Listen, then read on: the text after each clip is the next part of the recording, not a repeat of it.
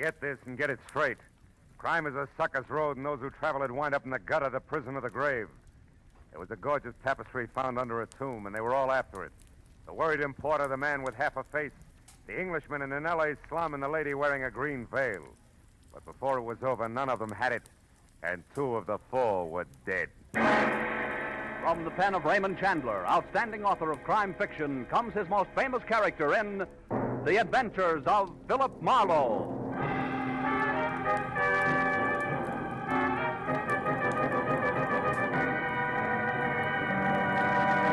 Now, with Gerald Moore, starred as Philip Marlowe, we bring you tonight's transcribed story, The Baton Sinister.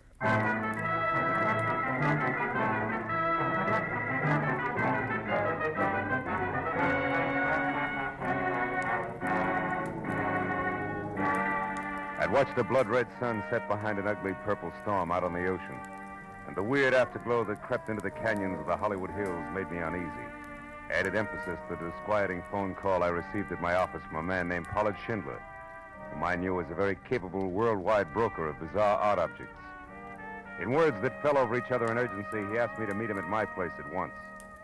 As I drove to my apartment, I figured the trouble lay ahead, but I didn't realize how close it was until I parked and started out of my car. A bullet smashed the corner of my windshield, and I ducked for cover, then hugged the building and headed for the rear where I was sure I'd seen a gun flash. I was halfway there when the side door flew open and Raymond Chandler himself stopped me. Marlowe! He was white-faced and shaking, his eyes ringed by dark blue circles of fatigue. Marlowe, that shot. Yeah, somebody threw a slug at me, Chandler, from back there. I was afraid of this. We can't talk here, not now. Come, let's get in your car and drive. Hurry. Wait a minute. What's all this about? Who shot at me and why? It must have been that lizard, Myron Loft. Oh? He's followed me all the way from England, Marlowe, because... But I tell you all about it when we're safe. Right now, we must get away from here. Okay, but watch yourself. Come on. Well, so far so good. You see that hole in the windshield? It's lucky it's not in my head. Are we being followed? Not yet, anyway. Well, Pollard, last time it was a cloak of Kamehameha and a trip to Honolulu. What is it this time? It's worse. A tapestry, Marlowe, 15th century, and exquisite. Worth 20,000 as a museum piece alone. Hey, that's a lot of money for a chunk of cloth. Bah, it's nothing. I'm getting better than 80,000 for it from a man named Arthur Merritt in Seattle. 80 grand. Yes, correct. You see, this Merritt claims to be a direct descendant from Edward, 2nd Duke of York, who fell at Agincourt. Really? Yeah. He spent a fortune tracing his genealogy and collecting family treasures, and regards this tapestry as his greatest prize. Oh, it's a gorgeous thing, Marlowe. Depicts the Duke on a gold horse, riding to battle beside the king. And such colors. Reds, blues, greens. Breathtaking. I'll bet. But I'm so tired. I don't think I've slept in weeks. For $80,000, you can afford to be tired, Chandler. But how does the guy with the itchy trigger finger fit into all this? Loft, that scum. He was after the tapestry, too. He got wind of the fact that someone was willing to pay $80,000 for it. But he doesn't know who. I see. You found it first, Yes. Huh? Yes, in a sealed tomb under the ruins of a castle in Wales, just minutes ahead of Loft. Where's the tapestry now? At this moment, it's in a cheap suitcase checked in a public locker at the Kavenga Boulevard bus depot. Mm-hmm.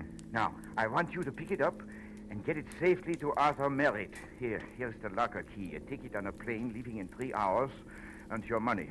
5 $100 bills. Enough? Enough.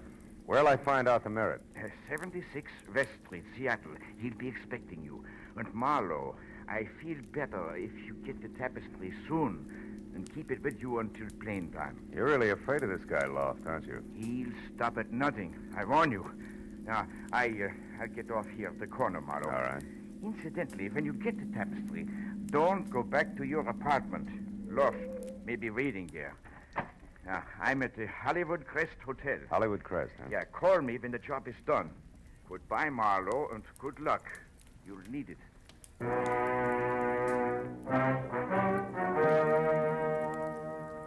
The key Schindler left was numbered 410, so I drove to the bus station and went in. A casual walkthrough showed me that locker number 410 was the last on the left. Then I ambled over to the lunch counter, ordered a sandwich and coffee, and sat down to case the rest of the customers. Finally, I spotted him.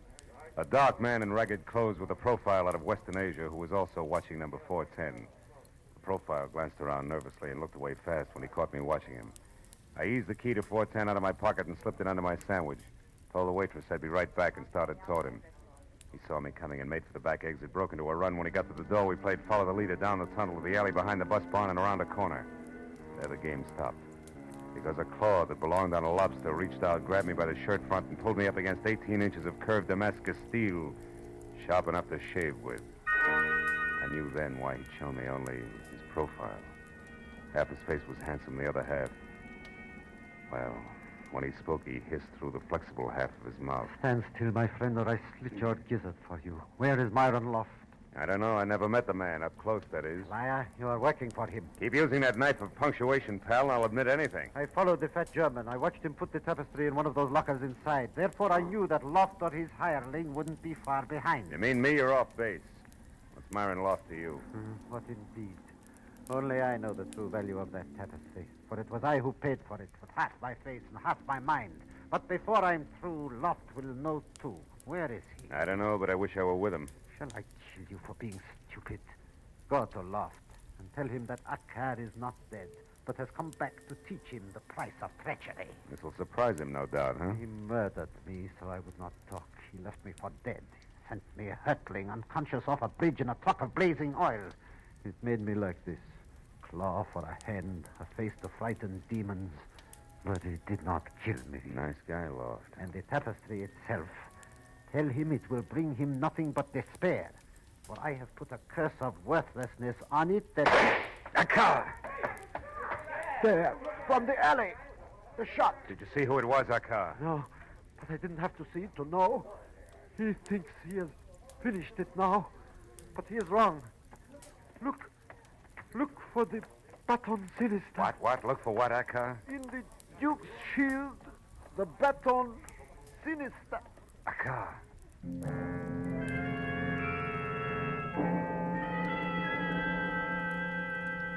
The words Baton Sinister, whatever that meant, on his twisted lips.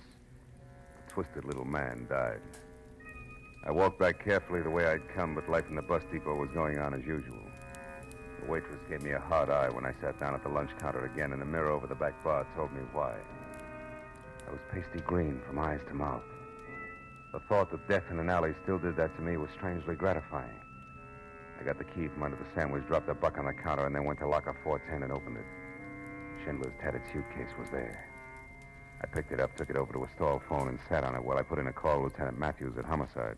Oh, say that again, Marlowe. I don't think I heard you right. Yes, you did, Matthews. I said a man with half a face named Akkar was shot in the alley back of Coenga Bus Depot. Probably because he knew too much about a tapestry. Yeah, that's what you said the first time. Oh, who did it? You got any ideas? Well, it could be a guy named Myron Loft. That's all I know about him, just a name. Okay, I'll send somebody. Stick around, will you, Phil? Hey, Lieutenant. Yeah. You happen to know what a Baton Sinister is? Spell that for me, will you, Phil? Never mind, Matthews. I'll call you again before I leave.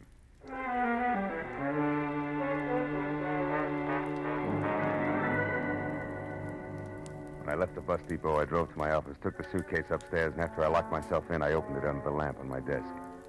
Folds of dazzling cloth spilled out. I remembered Schindler saying Duke was riding a gold horse, so I looked for that. Yeah, it was easy to spot. And from there, I located his shield. It was deep blue with 3 white roses on one side and a red lion on the other, and in the center, pointing diagonally from upper right to lower left, was a thin line of still deeper blue. That was all I had a chance to see. Because a hand in a rubber glove clamped a wet cloth over my face, and the sickly, sweet odor went through me. Like warm oil through a paper bag.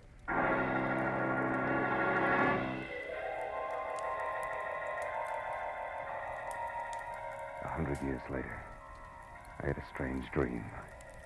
I saw a pair of high-heeled green suede shoes, and then a woman in a green veil looking at an empty suitcase.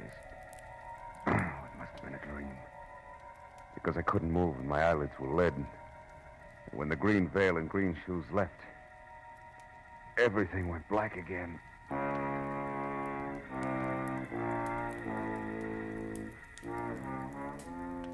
Next time it was no dream. I was face down on my office carpet alone and very sick to my stomach. I'd been chloroformed. I crawled over to the desk and pulled myself up. The suitcase was open and empty. Somehow I got the phone off the hook, dialed information, and a minute later I had my client on the wire. Marlowe, you sound sick. What is wrong? I am sick. You're going to be too, Schindler. Your tapestry's gone. It was stolen. Gone? Stolen? Yeah. Oh, no, it can't be. You plundering, stupid fool, Marlowe. Why did What you... did you say? I'm sorry, Phil. Screaming in hysteria won't get it back, will it? No. How did it happen? Well, I brought it up here to my office, but somebody was always in here laying for me. I was chloroformed and out for about half an hour. When I came to, it was gone. Now listen. You know a man named Akar, horribly scarred from burns? A car? No. Why? Did he get it? Yeah, not the way you think. He was killed at the bus station. What? Killed? Good heavens. Did Loft do it? I don't know. Akar thought so, and I'm getting tired of hearing that name Loft. Hey, incidentally, what's a Baton Sinister? Baton Sinister? Yeah. A mark in heraldry, but why that mark? Well, it might be important. What is it actually, Well, Pollard? it's simply a short line on a shield or escutcheon. It runs diagonally from Sinister Chief to Dexter Base. What does that mean? From upper right to lower left, maybe? If you're facing the shield, yes. It's the mark of fraudulence. But why? Well, I was told to look for the Baton Sinister by, Hey, wait a minute, Pollard. Huh? What? There's something on the floor here. It looks like an envelope. Yeah. There's nothing in it, but it's addressed to... Holy smoke, this is addressed to Myron Loft, 946 South Grand Avenue, L.A. I knew it. I knew Loft was behind the theft, Marlowe. But now we've got a chance to get the tapestry back. Where is this Grand Avenue? Yeah, it runs through a slum called Bunker Hill. Any cab driver knows it. I'm going down there now, Schindler. Good. I'll get there as soon as I can to cover you. And Marlowe, listen. The man is a devil. Be careful.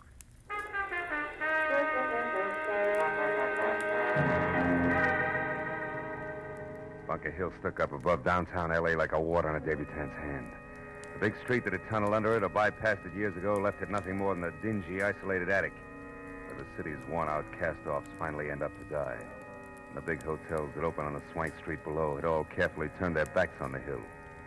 I parked near Angel's Flight and walked on the odd-number side of the street until I spotted 946, a crumbling, yellow stucco rooming house that clung to the hill face from habit only. And I gave the windows a lot of attention to be sure no one was watching. And I went out to the corner, crossed, and came back. An anemic nightlight was on at the end of the hall. So I pushed my way through the smells toward a door with a grimy card that said office. I was about to knock when a voice purred from the landing on the stairs behind me. When you turn round, do it slowly, understand? Perfectly. I dare say you're Pollard Schindler's man. Could be. Which makes you Myron Loft, Yes, I've been up on the roof watching you. I expected you'd come before long. I suppose you want the tapestry. Now, how'd you guess that? Then what price has Schindler decided to offer me? Price, you're kidding. Hardly. I don't enjoy humor. Perhaps you don't know much about the tapestry, Not much. I know more than I used to. I had quite a chat with Akar. Akar? That's impossible. My ex-assistant is dead. I know. But he lived long enough to tell me about the Baton Sinister on the Duke's shield. That's a lie, my fine fellow. There's no Baton Sinister on that shield, and it's... Oh, of course. That sly idiot. Akar would try something like a Baton Sinister. But for what purpose, I can't imagine. Just to make sure that you'd pay for his murder. What's that? Must have been a shock to find out he'd survived that burning truck accident you tried. So you finished him tonight with a bullet. Oh, that's strange. How much more do you know along this line? Enough to make bargaining more than worth your while, and I haven't kept it all in my head. I see. Well, my door's the second on the left. Now move along now, quickly. I see no reason to hurry. I do. See what you mean. Although the accent was Oxford, the gestures were strictly Skid Row. So as I proceeded Myron Loft and gun into my lord's sagging chamber, I watched carefully for the chance I knew I'd have to take before long. But a small step toward a dark corner... No, don't try that. ...told me it wasn't going to be easy. The gentleman with the flaccid voice was being very wary about me. Now turn about and face me, quickly. So wary about me, in fact, that the quiet footstep behind him went unnoticed. The footstep that had been made by a green suede pump that belonged to a lady with a veil, also green. I now knew I'd actually seen earlier in my office. When she took her next step, the gun she clenched in her expensively gloved hand was raised high. It came down hard.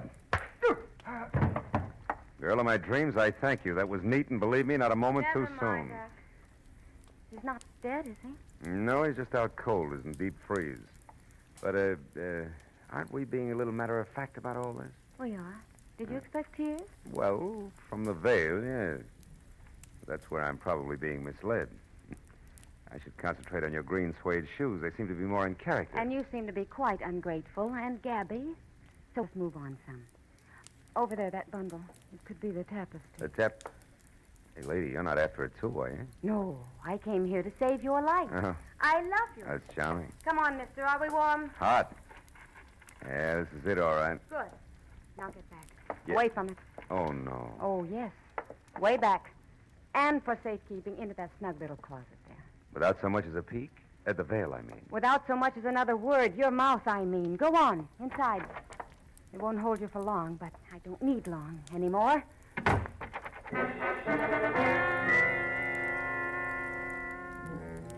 She was so right. Didn't hold me for long. Because even a misplaced hiccup could jar loose most any given segment of Bunker Hill construction. However, by the time I got to the street, it was lady with veil and bundle tucked underneath her arm, climbing into a cab. And only her tail light skidding out of sight around a corner. So I played the only bet left. She departed in a cab. Maybe she'd arrived in one. And maybe that one was still in line at the hack stand across the street at the back of the hotel. At number 4, I connected. Yeah, sure. The doll with the veil. I brought her here. Why? What's it mean to you? Everything. She's my long-lost sister. Where'd you pick her up? I can't remember. Okay. Here's 5. Now try it. Sure. It was the Sunset Gardens Hotel, Villa 12. Witches around on the side. But you know what else? No, what else? I'll bet this 5 she ain't really your sister at all. I'll bet she's really your wife. Oh, you're so wrong. She's really Typhoid Mary, Jack. You better fumigate fast, both inside and out. Huh? Goodbye.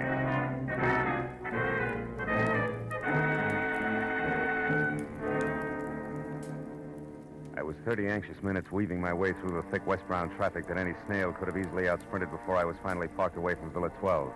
Then out of my car and running toward the squat chunk of termite-proof old Spain. But I hoped that again meet up with both the lady who wore a mosquito net for a hat and my client's hard come-by drapery. But the bungalow in front of me said no such luck. Because it was dark, closed tight, and as quiet as snow falling all the way around. Until I was in the back, where each villa had its own junior picnic grounds, complete with barbecue pit. Then from somewhere behind me, I heard it. First the rattle of paper. Then a few footsteps, high heels, that I knew could be the green suede ones on flagstone. After that, over near the pit, liquid poured on wood, and then sudden flame. It was the lady whose shoes I knew all right, but this time no veil. Only a face that might have been pretty if it weren't for the prancing shadows the flame threw over an expression that was a little more than determination, a little less than psycho. I moved close to her quietly. And when she had the tapestry unwrapped and was ready to make a little offering to the fire gods, I took my cue. Marshmallows would taste better, baby, honest. You. Yeah, little me, and 38 not so little. So stand very still, honey. Priceless heirloom included. Oh, no, I won't. It's going to fire where it belongs. That's a matter of opinion. No, let go my arm, you big hate. Drop it. Let it go, baby. Better we dirty it than singe it. Come on, let go. There, that's better. Now, come on, Firebug. Who are you? Who? Naomi Marchant. Cut it out. Okay. Now tell me where you fit in the tapestry, or do we shake some more? No, thanks. I'll tell you what you want to know. Who are you? Name's Philip Marlowe. Cop? No, a private detective hired to babysit with the tapestry. Let's not change the subject. Okay. Getting there. I'm Arthur Merritt's niece, Anne Solaire. The guy in Seattle who's waiting for me to deliver this item is your uncle? Uh-huh, my uncle, the jerk. Now, wait a minute. Let me get this straight. You steal the tapestry, risk your life, play with guns, and with people who only play for keeps. Also, you can get a chance to burn $80,000 worth of fancy needlework. Listen, my uncle has been throwing away his money on antiques, and all he's got left of $500,000 is $100,000. I don't want 4/5 of that used for this stinking substitute for wallpaper. Anything else? Yeah. How long you been working on this project, this Operation Arson? A week. Came down from Seattle when I learned that the man my uncle was dealing with was named Pollard Schindler. You can fill it in from there. Now, do you mind if I leave? I'm looking forward to bed and a good cry. $80,000 worth. Do I go? Yeah, on one condition. Your gun, baby. It stays.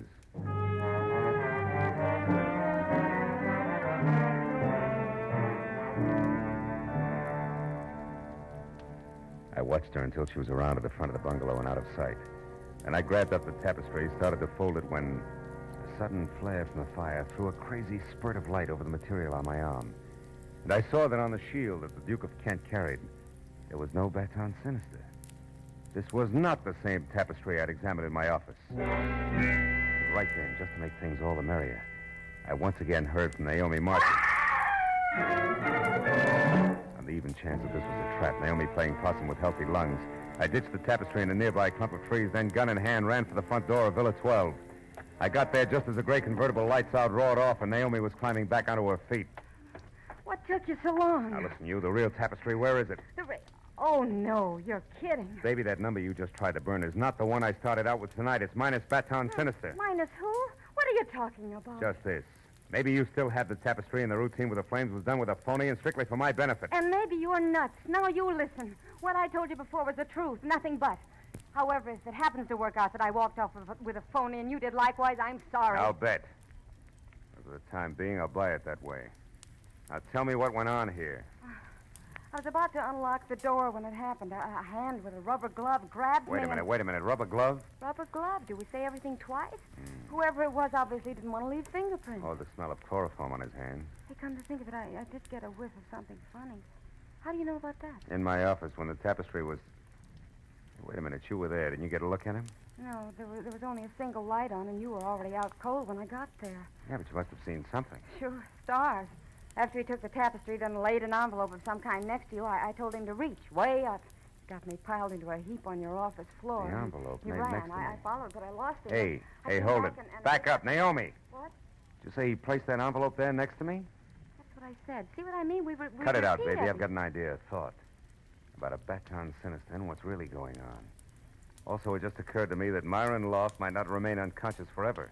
And that my client was going to cover me at Loft's place on Bunker Hill. Wait, where are you going, Marlowe? Once I pick up the tapestry I just hid, which may not be a phony, back to Bunker Hill. So long, kid.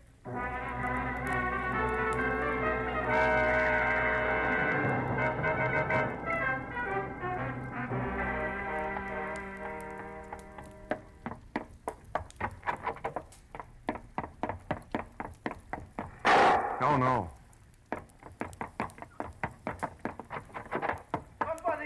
Somebody call the police. Marlowe! Oh, Marlowe, thank goodness you're here. I just shot Myron Loft. You did what, Schindler? Yes. Gott in Himmel.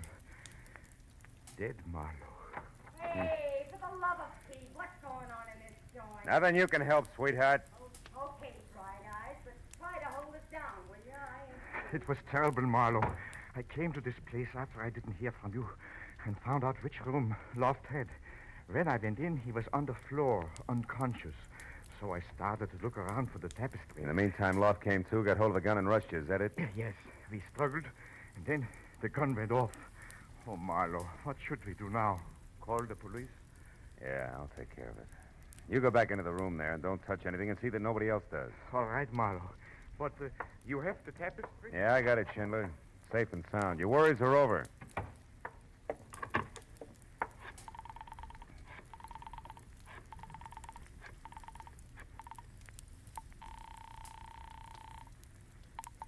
Homicide, Detective Lieutenant Matthews speaking. Marlowe, Matthews. Oh. I'm at 946 South Grand Avenue, and so's another body. What? At Myron Loft, I mentioned. My client, Pollard Schindler, just shot him in self-defense.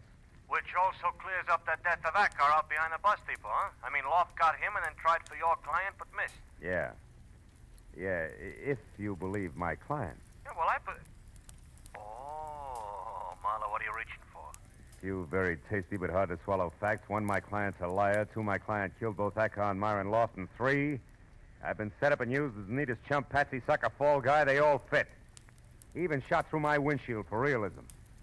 Pollard Schindler never had the real tapestry, Matthews. He had only a phony. He gave it to me to deliver and then swiped it from me. After which he put me on the trail of the real one. Uh-huh. So while swiping it back for him like the good private detective you are, you'd come up with the real one, huh? That's tidy. I'll be right down, Phil. Okay. You told the police what happened, Marlowe? Yeah. I told them, Mr. Schindler. I told them everything. Now there's nothing for us to do but wait.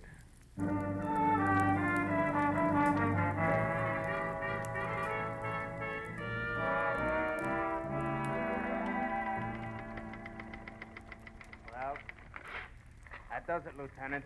7 full pages of confession from Mr. Pollard Schindler, a very crafty bird. Yeah, thanks, Mooney. Oh, bring that girl in a couple of minutes, will you? All right, Lieutenant. Well, Phil, here it is, the whole story. Yeah? Yeah, look, Pollard Schindler went after the tapestry in England, but Myron Loft got there first. However, Schindler was the one who knew where he could sell it way above museum price, so Loft had a duplicate made up and saw to it that Schindler stole it from him. And it was Akar who added the Baton Sinister, the mark of fraudulence in heraldry, to the fake tapestry. Yeah. But I still don't clearly follow the rest of it, Phil. I mean, here in L.A., you know? Oh, well, it wasn't much of a change. Another verse, same song. Loft stayed close to Schindler all the way back from England. Yeah? And he watched and he waited until he figured that Schindler was ready to close his deal, you see. Yeah. Then he stepped forward and announced that the tapestry Schindler had was a phony. Oh. And that he'd given the real one for a healthy cut of the sale price. Uh-huh. And Loft couldn't go to Merritt direct because he didn't know who Merritt was. Sure. Oh. And from there it was me, the patsy, with the best of references. Oh. That do it for you? Yeah, just about. Schindler killed Akar, and we didn't expect him to scene, and Loft, who he did, so neither one could spill to you. That's right. Now it... yeah, come in. Now, when did you... Oh, just a minute, Miss Marchand, please. When did all this come across to you, Phil? When I got mixed up with the lovely lady here. She told me that the man who had chloroformed me in my office had carefully placed an envelope on the floor next to me. An envelope I later took as a clue. From that switch, I started to look around for others. Oh, great. Hooray for Campfire Girl me. What kind of a medal do I get? Yeah, you get a pretty nice one, Miss Marchand, thanks to Marlowe. You get freedom. You know, we could prefer charges against you. Like what? Like what? Like assault and battery for slugging Loft, grand larceny for the theft of the tapestry from Loft's place, attempted destruction of private property. Okay. I forgot about those things. Yeah. Thanks, Marlowe. Thanks, Marlowe. Is that your official statement? No more? Not even I'm sorry before you go? Well, yes. I'm sorry, all right. Real sorry that I missed. Goodbye.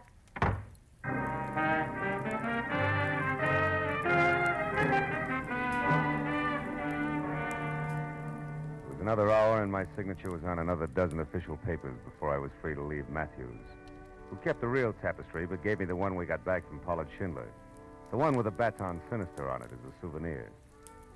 So by the time I got back to my apartment, it was pushing 4 o'clock in the morning, and I was tired.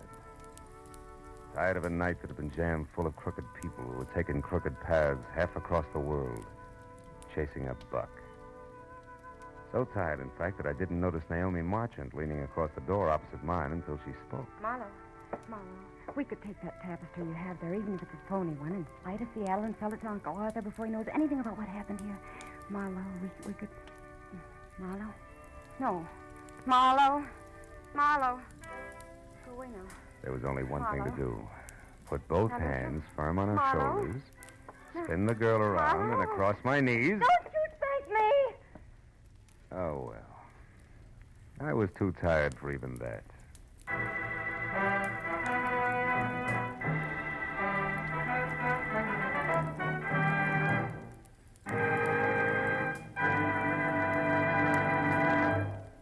The Adventures of Philip Marlowe, bringing you Raymond Chandler's most famous character and crime's most deadly enemy, star Gerald Moore, and are produced and transcribed by Norman McDonnell. Script is by Mel Donnelly, Robert Mitchell, and Gene Levitt. The special music is composed and conducted by Richard Orant. Be sure and be with us next week when Philip Marlowe says... Rain slashing a glass roof, an old man's curiosity, and an imaginary imp out of place. They all became important when 2 people died violently, so a third could make a killing.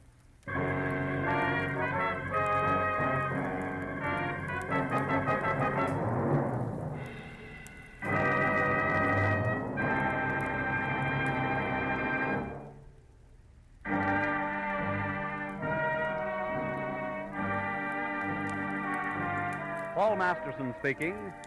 This is CBS, the Columbia Broadcasting System.